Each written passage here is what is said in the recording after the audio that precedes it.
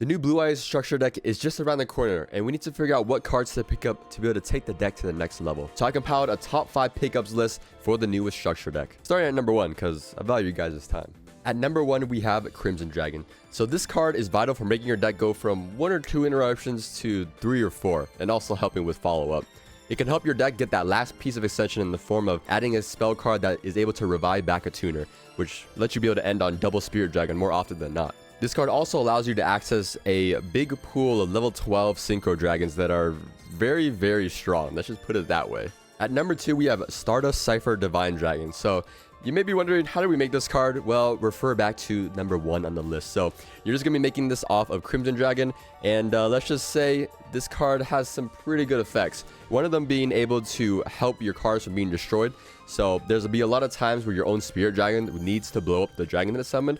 But with the Stardust Cipher Divine Dragon out, it's able to protect those dragons from being destroyed once. So on your turn, you're able to keep those level 12s or whatever you summon off Spirit Dragon alive. And also, on its own, it is also just a monster negate. At number 3, we have one of my favorite cards, Cosmic Blazar Dragon. This card is insane. Unfortunately, you're only really able to make this using the Blue Eye Spirit Dragon into Crimson Dragon.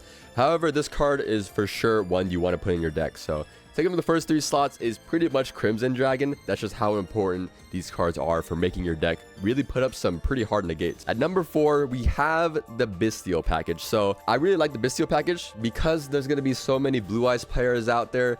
You're going to want to be able to beat the mirror match. And also the Bissteals are just really good for being able to play through any light or dark decks. There's a bunch of light decks right now. So the Bissteals cover all those matchups.